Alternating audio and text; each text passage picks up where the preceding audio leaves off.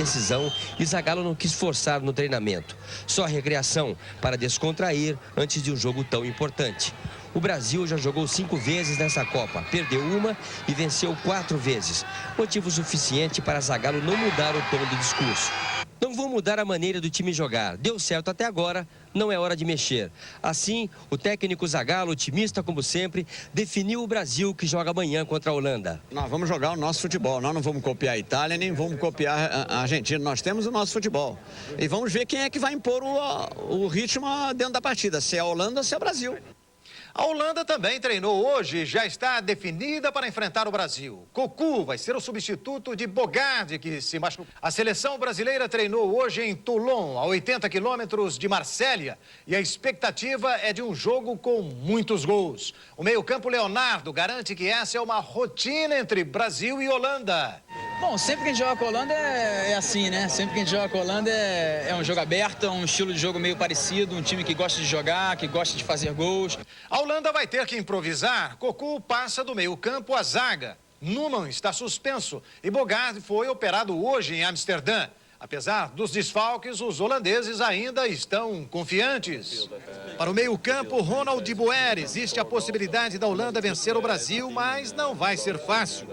Segundo ele, a seleção brasileira tem jogadores muito bons em todas as posições. E esse é o problema. Temos que ficar atentos o tempo todo. Mas estamos confiantes numa vitória. Na outra semifinal, os croatas estão otimistas e os franceses preocupados. O alerta foi dado e com todo o gás pelo capitão Blanc. Hora de trabalho? Que nada. O goleiro Barthez deu uma de atacante. O meio-campo Carembê de goleiro. O técnico Aimé Jacquet, jardineiro. Tudo para despistar a imprensa. Mesmo assim, uma preocupação é pública. O meia do Garri, com uma pequena lesão na perna direita, faz mais um teste nesta terça-feira. E pelas declarações de Aimé Jacquet, deve ficar prontinho para pegar a Croácia. Croácia que, segundo o lateral, estima que está confiante. Afinal, como diz o zagueiro Bilic, será o jogo mais importante de suas vidas. Mesma opinião do atacante Boban, que aposta numa equipe unida e entrosada para vencer a França. E se o time do sorridente Zucker tiver também a mesma pontaria da vitória sobre a Alemanha, a Croácia pode muito bem chegar à final. Zagallo pode desequilibrar. O comentário é de Osmar de Oliveira. Chegamos às semifinais da Copa do Mundo. 4 seleções, 4 técnicos, 4 estilos diferentes. Zagallo tem recebido algumas críticas nossas, é verdade. Mas a imprensa esportiva internacional tem achado aqui que Zagallo pode ser o fator decisivo. Pela sua experiência, pelo seu passado, pelos seus títulos, pelo seu currículo.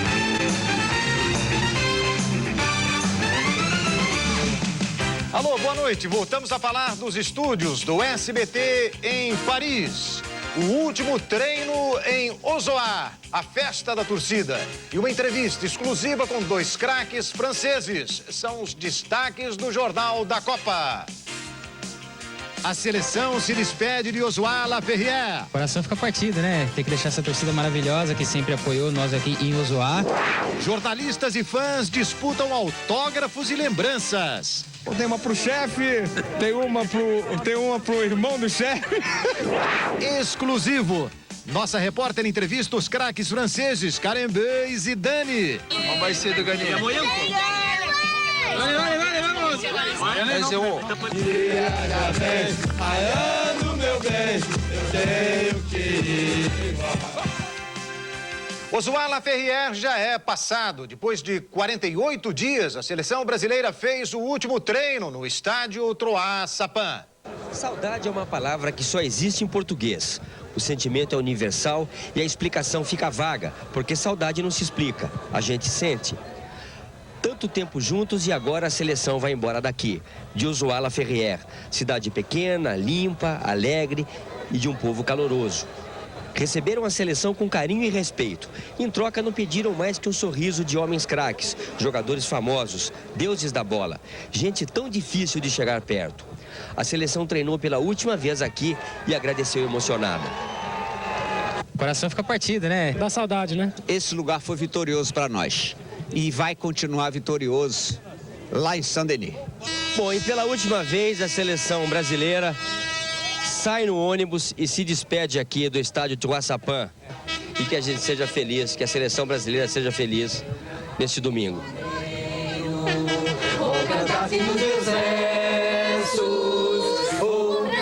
Samba que dá, que faz gingar do meu amor.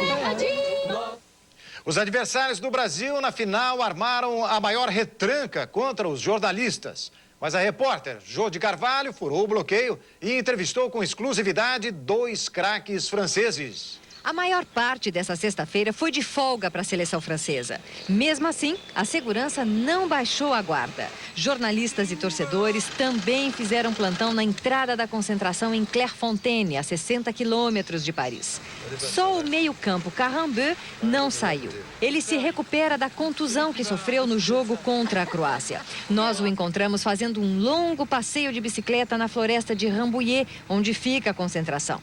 Ele quer jogar domingo contra Roberto Carlos, seu companheiro no time do Real Madrid. O resultado? Diz que Deus é que sabe.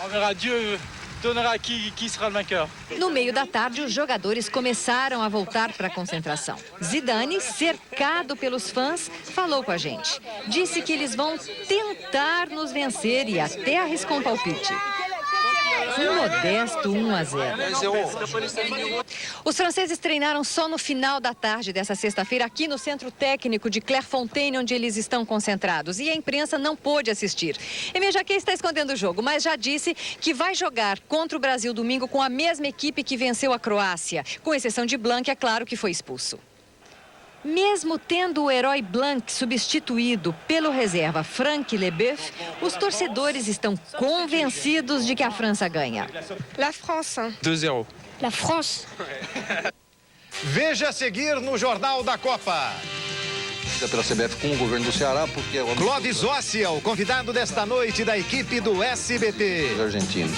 Então haveria uma espécie de pagamento aí. E a festa da torcida na despedida de Ozoá. Ozoá! Chegando a hora, é agora. O dia já vem, raiando meu bem, eu tenho que ir.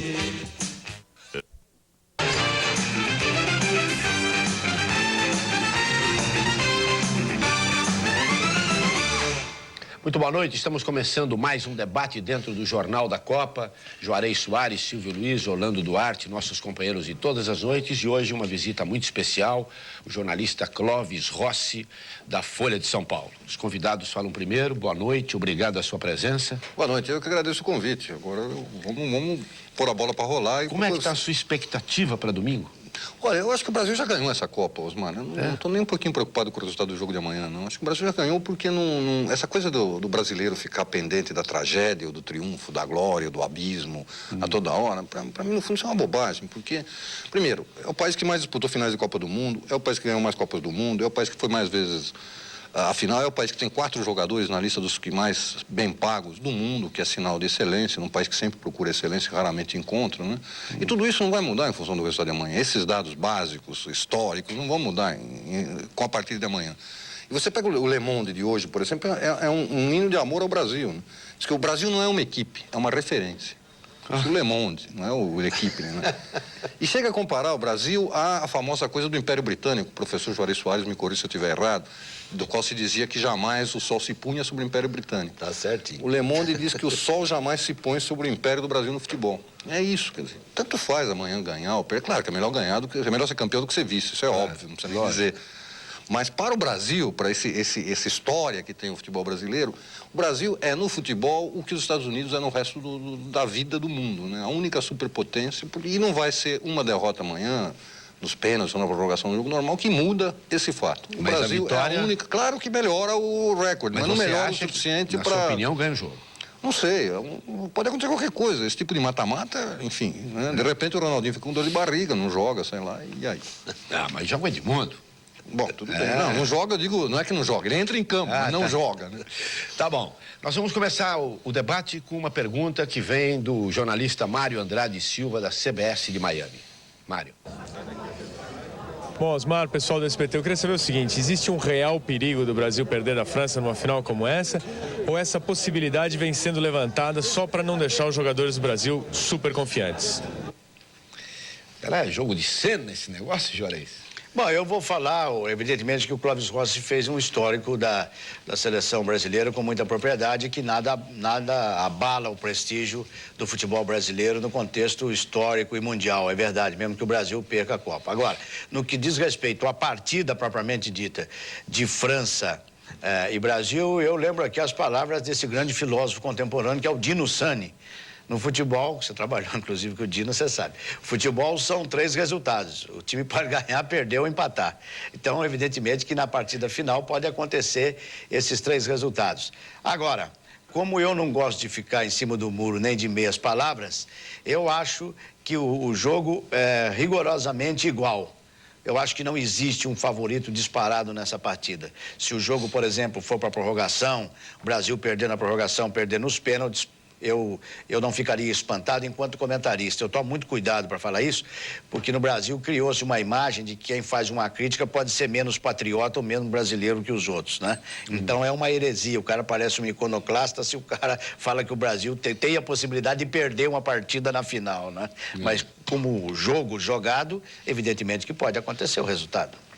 Para Orlando Duarte, a vitória é do Brasil. Bom, isso é igual ao revezamento. Se eu disse no primeiro dia que o Brasil ia ser campeão, que ia jogar com a França, por que eu vou tirar o bastão da minha mão e entregar erradamente para quem vier em seguida? Eu estou com o Clóvis nessa história do futebol brasileiro. Quem já ganhou 4 títulos, um vice-campeonato, 3º lugares, 4º lugares, disputou todas as 16 Copas, é uma seleção que merece respeito. E a Inglaterra, o sol não se punha, porque tinha Inglaterra na Ásia, tinha Inglaterra na África, tinha Inglaterra em todos os lugares, Austrália, Nova Zelândia e tal. E o Brasil tem um futebol em todos os lugares, porque tem jogadores no mundo inteiro, tem treinadores no mundo inteiro. Mesmo nesse Mundial, tivemos treinadores brasileiros, até jogador no Japão. E a força do futebol brasileiro está no individual, na técnica individual, no coletivo, discussões, na preparação física, discussões, convocações e tal. Agora, não interessa. Neste momento, a França vai experimentar o fato de disputar a sua primeira final, como o Brasil, que perdeu em 50, Osmar. Brasil Muito ganha. bem. Silvio Luiz, boa noite. Bom, sobre o jogo França e Brasil, eu vou responder a você o seguinte. Sans chez soi ne fera pas de milagre. Eu acho que eu respondi tudo. Eu não sei se é a sua pronúncia ou o meu francês, mas isso nós vamos saber no final do programa. Vamos agora a um outro companheiro que está aqui, o Giuseppe Tommaso, que é do Diário do Pará. Giuseppe. Olha, um abraço a todos da mesa. A pergunta é simples.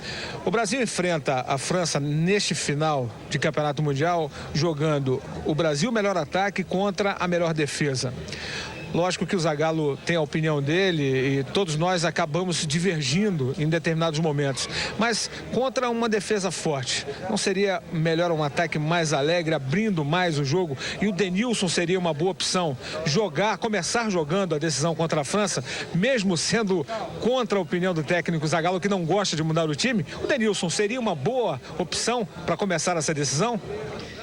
Bom, é evidente que o telespectador acompanhou tanto aqui esses 40 dias rolando, o Juarez, o Silvio, sobre esse assunto. Então eu vou transferir essa resposta para o Clóvis Rossi. Olha, para o meu gosto, o Denilson teria jogado como titular desde o começo da Copa. Quer dizer, na época do jogo da França ter uma defesa mais forte, eu poria desde o começo.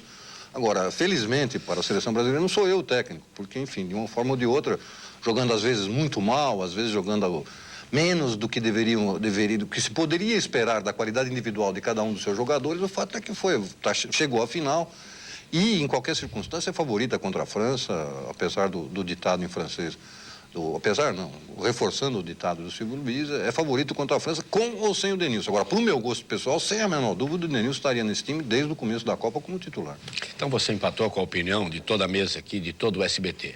Agora eu vou chamar para a pergunta o companheiro Heraldo Pereira. Olha, Osmar, amanhã os jogadores da seleção brasileira ainda vão fazer um rápido treinamento na concentração de Lesigny. Mas a comissão técnica considera que toda a fase de preparação para a final da Copa do Mundo está encerrada. A pergunta é a seguinte para vocês, para os colegas aí da mesa. Vocês acham que é isso mesmo? O time do Brasil já está definido, a maneira de jogar também já está definida e que a França já está suficientemente conhecida por parte do Brasil? Bom, eu só vou fazer um complemento e vou transferir para o Juarez. Eu acho que tá, porque... Acho não. O Zagallo acha que está, porque o Zagallo nem foi assistir o último jogo da França, né, Juarez?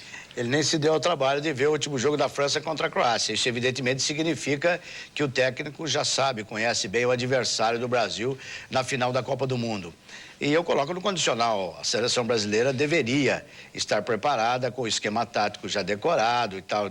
Mas é evidente que faltando aí algumas horas para a final da Copa do Mundo, a seleção que vai disputar o título tem que estar pronta, né? Sem dúvida nenhuma. Acho que o Zagallo está muito confiante. Hoje, por exemplo, no treino da tarde, parecia o último dia de aula. Sabe como é que é? O pessoal já estava comemorando e festejando.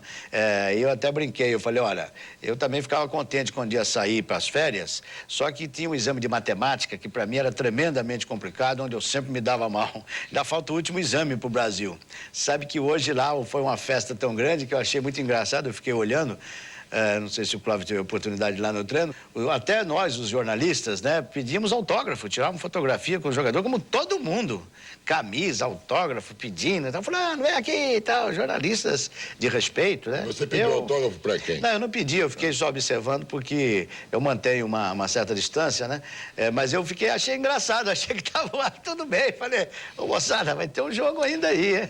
Mesmo porque acho que agora, com todos os erros havidos, com tudo que aconteceu, com os desmandos, com a bagunça, com a desorganização, agora não adianta, pô. Agora querer consertar o quê? Agora temos que deixar o barco andar. Não é no sentido de consertar. Eu quero perguntar pro Orlando Duarte. Se você não acha que a diferença entre o Zagallo ver a França pelo videotape, como ele viu, e ver lá no campo, num jogo de alta responsabilidade como a Croácia, vai uma diferença muito grande, você pode armar melhor o seu time? Foi Nós devemos dele. considerar a idade do Zagallo. Em 2 partidas ele teve uma pressão nervosa muito grande. Os companheiros, Silvio Luiz e Juarez, disseram que ele chegou quase a desmaiar, chorou nas 2 oportunidades, chorou convulsivamente. Então ele não foi ao jogo, talvez por essa pressão. Deveria ver? Deveria. Ele viu pelo tape. Não é a mesma coisa? Não é a mesma coisa, mas eu considero que o Zagallo sentiu tanto os jogos anteriores que ele não teve forças para ir. Então ele preferiu repousar. Agora, o Brasil, nesta partida em que nós já estamos pedindo autógrafos e tal, ele é, na pior das hipóteses, para o brasileiro, isso não é importante, mas ele é vice-campeão do mundo. Qualquer que seja o resultado.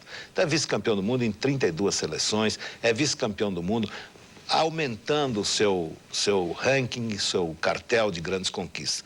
Então essa história de ver jogo e analisar o jogo é um pouco complicada. Ele mandou o Zico, que é um bom observador, foi um grande jogador, e o Gilmar, que foi o observador do Zagallo em toda esta Copa e anteriormente nos amistosos. Se ele não sabe observar, alguns que sabiam também se afundaram, outros que não sabiam, sabiam mais. E nós mesmos andamos observando e a crítica foi feita, agora é hora de esperar.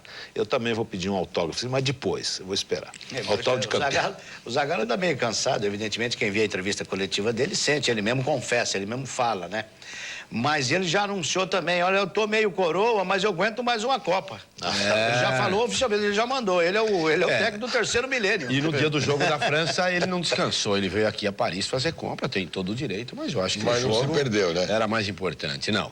Agora uma pergunta do André Kfouri. André. Um abraço a todo o pessoal do SBT. A pergunta que eu faço é a seguinte: o Zagallo disse nesses últimos dias aqui em Ozoar que os 80 mil torcedores que estarão em Saint-Denis apoiando a França são muito pouco perto dos 160 milhões de torcedores que estarão no coração de cada jogador da seleção brasileira. A pergunta que eu faço é: quem sente mais essa final? O time da casa, mesmo com todo o apoio da torcida, ou o time de fora, mesmo sendo o país do futebol com 4 títulos mundiais? Clóvis, você... Olha, eu acho que o time da casa sente mais. Quer dizer, a gente tem visto nos jogos da França, desde o primeiro jogo, eles estão sob uma pressão tremenda, eles são afobados, eles jogam afobadamente porque se sentem com a obrigação de ir para frente, porque era o time da casa. Só que eles chegaram à final, que eu tenho uma impressão que a maior parte deles nem sequer acreditava que a França pudesse chegar à final, e agora não tem mais nada a perder. O Le Monde diz de novo isso aqui, eles não têm mais nada a perder. E ainda diz sobre essa coisa de jogar em casa, que o Brasil joga em casa em qualquer lugar. Então, para eles, olha, perder é lucro, na verdade. Então, a pressão, evidentemente que os caras vão querer ganhar, nunca não venceram nenhuma Copa do Mundo. É evidente que vão, mas eu tenho a impressão que isso que o Orlando falou, que para o brasileiro ser vice o Jô sempre tem uma piadinha que de vice não é nome de praça, né? Não recebe medalha e tal. Isso. O Brasil vice-campeão e porcaria é a mesma coisa, né? Eu perguntei outro dia aqui, porque já se formou no Brasil, na população brasileira em si, e nos próprios torcedores que estão aqui, muitos deles sem ingresso, né? Porque fizeram uma sacanagem, a palavra exata, com alguns torcedores que estão pagando há um ano isso aí.